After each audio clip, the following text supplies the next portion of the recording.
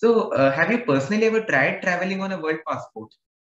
I don't travel too often. I'm pretty much so busy at our office in Washington, D.C., that I wish I could travel more, actually. But I have traveled. I've used my world passport, and I generally bring both. We encourage passport holders, if they have a national passport, but which isn't always the case. There's a billion people on the planet who don't have any identification document, right?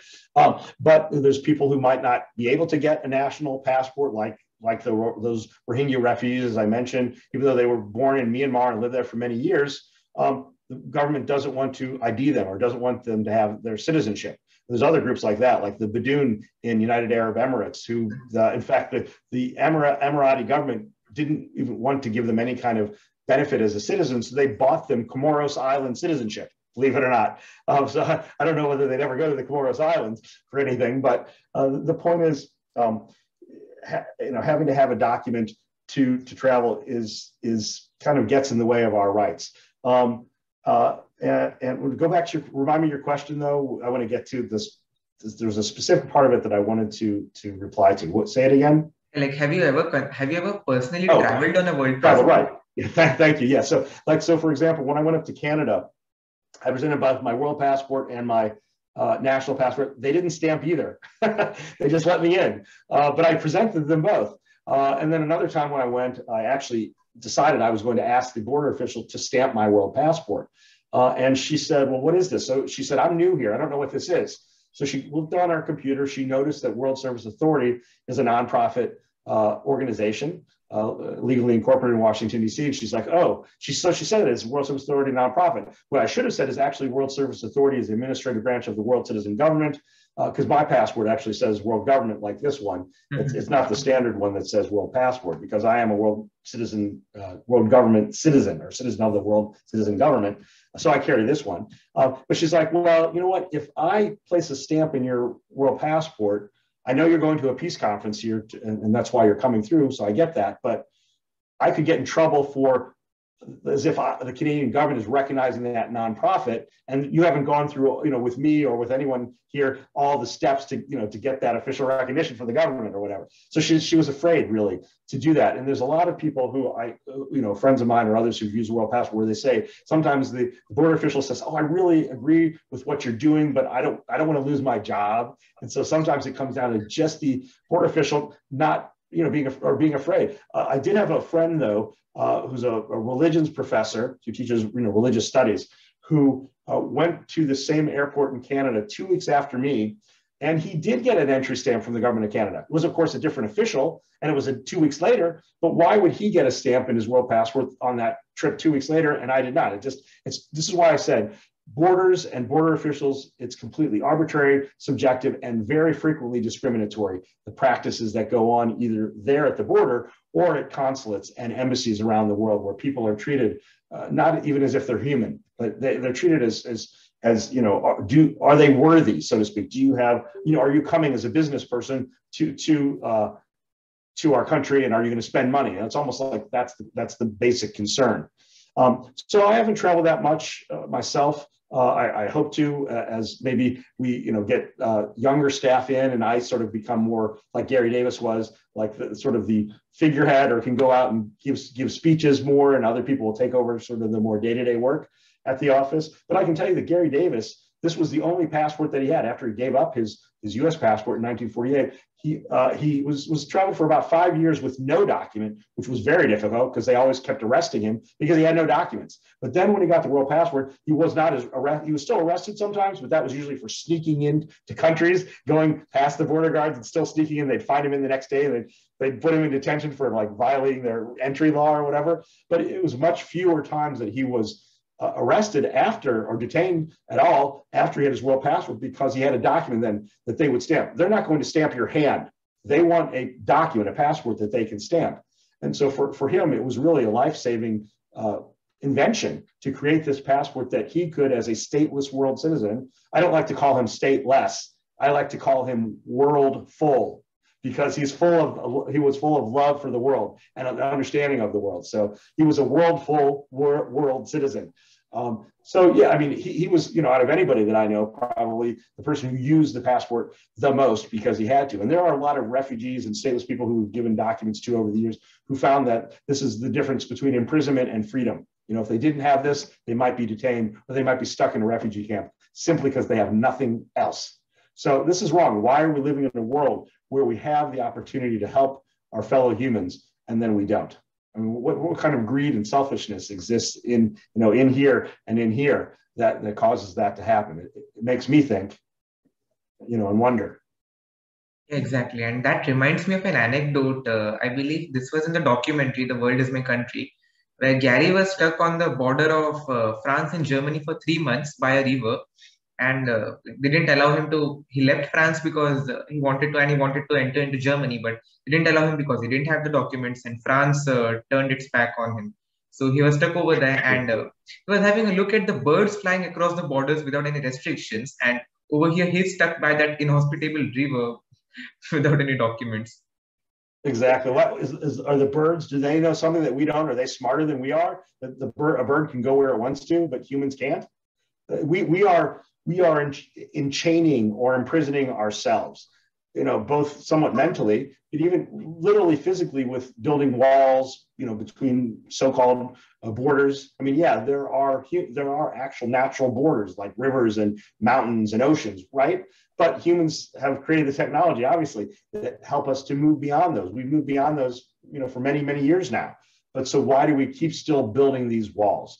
And Gary Davis and the World Service Authority is about building unity and even building bridges to bring people together. Coming to the next question, how actively do you engage with other World Federalist organizations like the Young World Federalists and Democracy Without Borders? Sure. Well, Young World Federalists in particular, they are one of the co-sponsors of our World Citizen Club, Young World Federalists and Citizens for Global Solutions.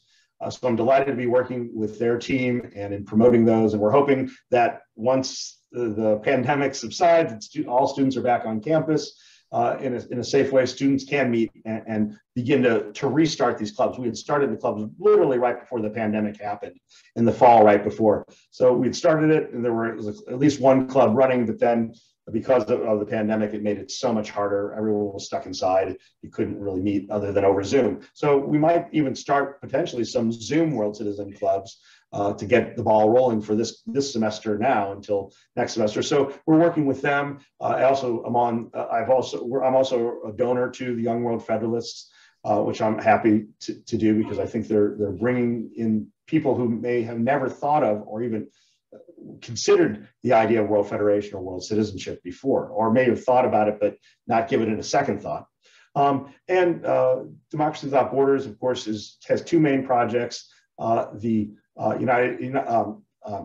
UN Parliamentary Assembly, United Nations Parliamentary Assembly, which is to have not exactly a people's assembly, but an assembly of national representatives who are separate from those maybe appointed by governments. These would be people to be voted on. They also have a World Citizens Initiative, which I think they chose to use the term World Citizens Initiative because of our work at World Service Authority for so many years promoting this idea of world citizenship, because that's an initiative that allows for people around the world to fill out almost like a what do you call it, a vote, a referendum on a global issue that they want to, whether it's climate change or poverty or some other issue, get enough signatures, send that to the Secretary General of the UN, and maybe the General Assembly will have to take up that issue. That's the goal of that initiative. I think that's a wonderful initiative. And so a lot of the World Federalist organizations, believe it or not, in the last 2 or 3 years have finally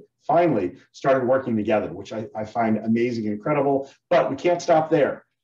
It's so important. I mentioned this to somebody who works at a film and peace organization, that we not only do we need to bring all the World Federation or World Citizen organizations together, we need to also bring in human rights and peace and justice and climate justice or climate problem people, all these activists together. And it can't. We need to break out of our little rooms or silos, as they say, that are keeping us apart. If we can all work together with one bigger voice, there's nothing that we can't do. I mean, we can make the world in the kind of world that we want to have that will work for everybody. We just, once again, it's a question of choice. It's a question of choice and how we choose to identify ourselves, seeing ourselves as world citizens as well as world federalists or not. And so it's going to take this education, this grassroots movement, like the World Federalist Movement or the World Citizen Movement, to really dramatically make a change. But now is a perfect time in history. Not that there's never been a perfect, there's always a perfect time. But now, seeing with the pandemic and the threat of whether it's nuclear war or even, you never know, like an asteroid coming and hitting the planet, we need to start as human beings thinking beyond our little regional or state actors. We need to know that we as individual human beings have power, and if we come together as one humanity, we have even more power. I have a friend who likes to call the national leaders, she likes to call them misleaders, because oftentimes they mislead us to think that we need to fight a war, or that we need to not get along with another group of people, or that we need to institute some kind of financial or economic sanction or something that's really going to generally only hurt a local population and not really change what any of the government misleaders are going to do. So it's hard to find national leaders in this age who really have a global perspective. That's because the communities they live in, the citizenry, don't yet have that perspective. And that's the hard part, is getting to the people of the world. But for example, Citizens for Global Solutions has a roadmap for change. That is like a theory of change of how do we get from this, this idea of a world citizen government all the way back down to where we are now, and all the steps that we need to implement in between to make that happen. So, but we just have to, we have already started it. World Service Story has been doing this for many years. Gary Davis wasn't a lifelong optimist. I'm an optimist that we can make this happen. Maybe not necessarily in my or your lifetime, where we have, like, you see in Star Trek or all the Star Trek shows and movies, that there's already a united Earth, and then they actually create a federation of planets out in the universe, right? So we have to first unite here before we can unite and maybe gracefully and graciously meet the other beings out there, the extraterrestrials, and get along with them. We need to get along with each other first. Right now, that we're all that we have. This pale blue dot, as Carl Sagan, the astrophysicist, said. Absolutely agreed. And we have to continue the good fight. We can't just abandon it just because we're not getting maybe a lot of stuff. Don't use the word fight. Don't use the word fight. Yeah. Sorry, this is kind of a pet peeve of mine, Omkar, and maybe I shouldn't interrupt to say this, but it's not a fight. It's a struggle. It's an action. But when we as peacemakers and peace builders use terms that are violent, like fight, what are we doing? We're not making a change. So it is a struggle. It's a challenge, but which we can take on. But I don't like using terms like that. I'm sorry. Yeah, no, thanks a lot for pointing that out as well. Yeah, so it's hard, and I have to say it's hard to avoid those words because we are so brainwashed by the militarized nation-state system to use those terms. Fighting for a cause or whatever. No, I mean we want to be activists for a cause or be like Gary Davis never said I'm not for world citizenship. I am a world citizen. You have to be it. Indeed. So we'll move on to a few questions on our hero Gary Davis. But before that, a question on economics. Do you believe that a universal non-country specific currency, like let's say Bitcoin or Ripple, can it achieve the economic objectives of a world federation? I think that's going to have to be an underlying aspect to any world federation, that there be, in fact, Gary even created a world kilowatt bill,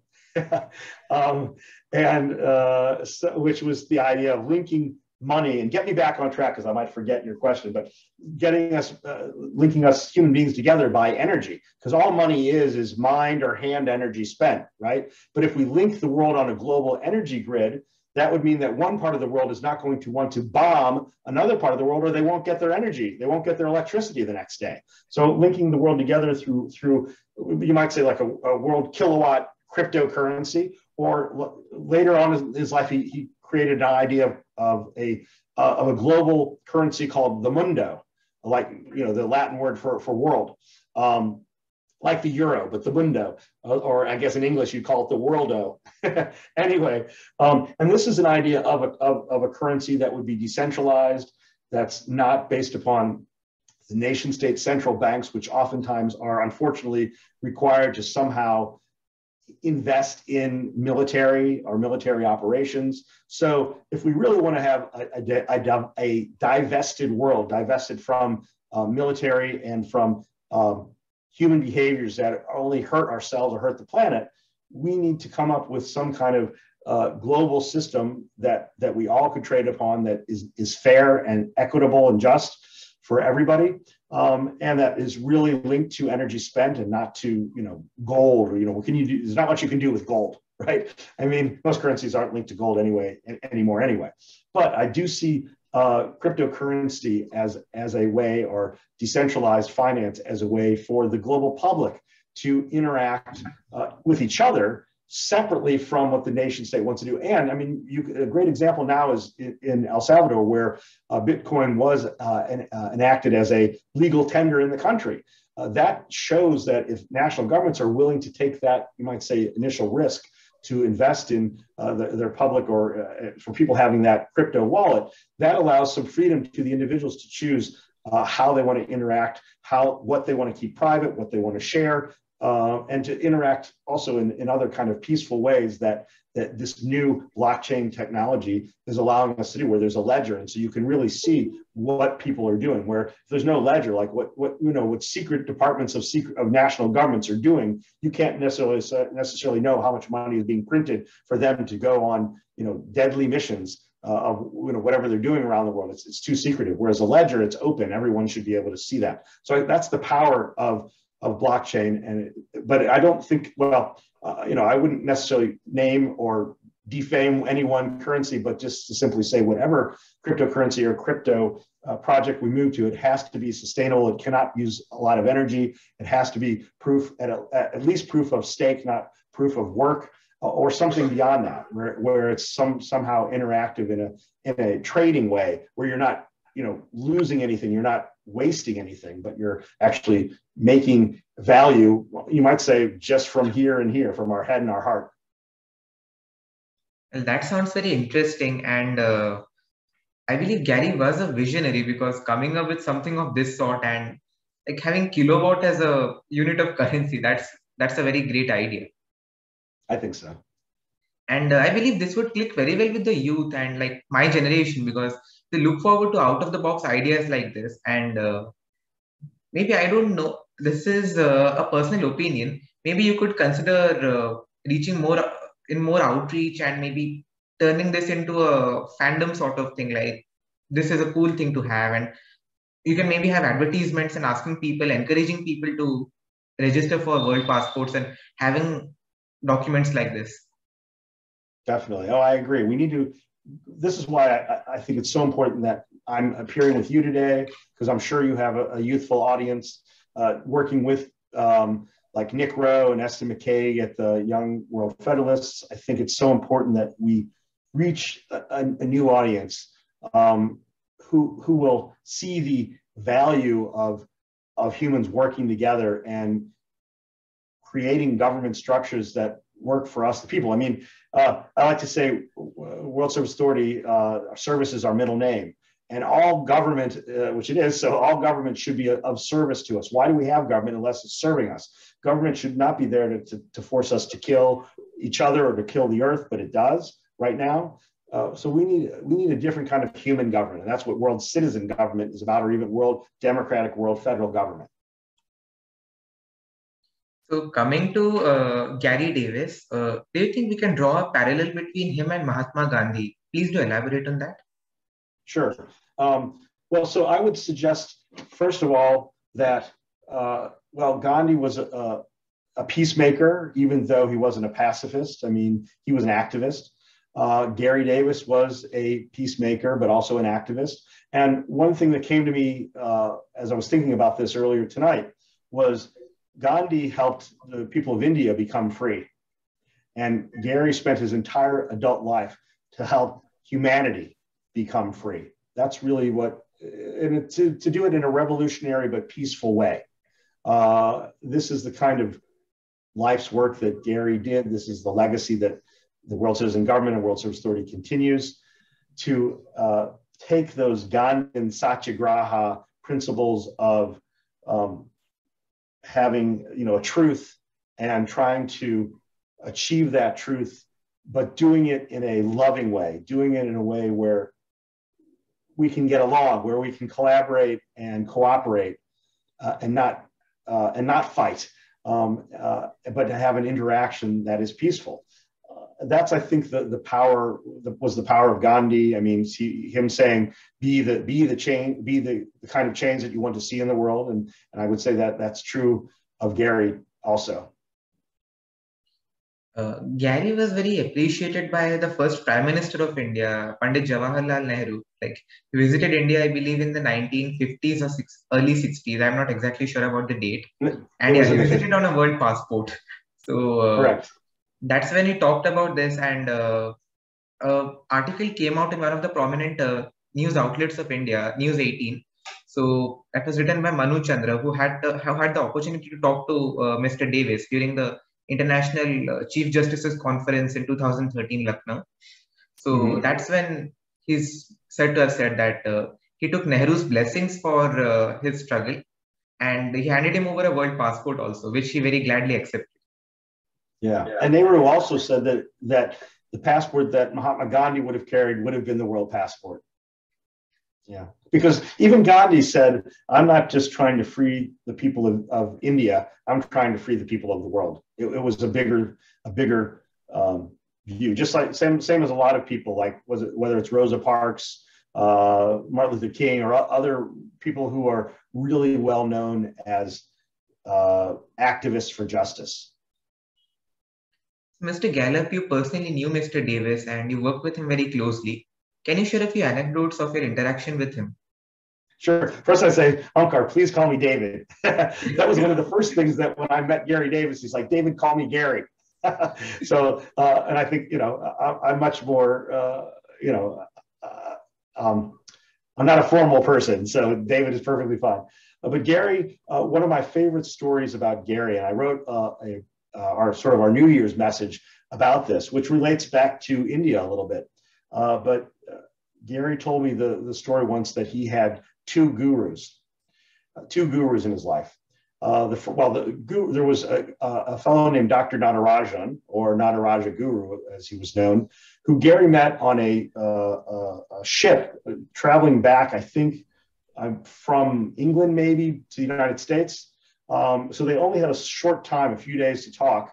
But he said to Gary, one of these days, I really want you to come to Bangalore, South India, and meet with me. But in the meantime, because I know you're on your way back to the United States, sort of probably at that point being forcibly returned to the United States on that ship, he said, why don't you meet with my colleague and disciple, Harry Jacobson? So that was really Gary's first guru, was Harry Jacobson. And with him, Gary, for several months in the year, I think 1952, he worked with him in his machine shop, welding and making tools throughout the day in New Jersey. Gary and Harry would have these really deep conversations about life, about philosophy, about world citizenship, because this was already about 4 years after Gary had given up his citizenship, became world famous as quote unquote world citizen number one, is what the press would call him. And he was very devastated or disillusioned by the fact that there was now a Korean War going on in 1952. Why did all the work that I did in the late 1940s and early 50s, now it seems like it's what's happened to that? Bringing all these people together, thinking about how we could have a world citizen government, how we could bring humanity together, and then now there's another war going on, a war that once again could potentially be nuclear. So he was very saddened by this world situation. But Harry said to him, Gary, look, you're seeing the anger and frustration that you're having from viewing the world situation. If you don't like it, you have to do something. You have to personally be the change that you want to see in the world. Like Gandhi said, you have to enact that. You have to be that world citizen. And if you do, other people will follow, just like they did in the late 1940s. And, almost 1 million people had registered with Gary back then through his registry. And then we've continued that through World Service Authority. And so that made him feel better that, look, taking action is useful, and he could continue to take action. Well, a few years later, he did finally make his way using his world passport to India, South India, and he met with Nataraja Guru. At this point, though, Gary was almost sort of exhausted. He had been in the spotlight, the world spotlight, for so many years, trying to educate the public about who we are, our identity first and foremost as humans, as world citizens. And he was kind of frustrated and tired. And Nataraja Guru said to Gary, look, Gary, you don't have to do anything. The universe and the world will go on even if you do nothing. Relax, be calm, don't do anything. And that was a big solace to Gary, who was suffering really still from post-traumatic stress from the war, from his brother's death, and from all the involvement that he had in trying to change the world. And people almost having a heavy weight, like Atlas, a weight on his shoulders of trying to save the world. And all these people almost demanding that he be the person that makes this happen, him alone.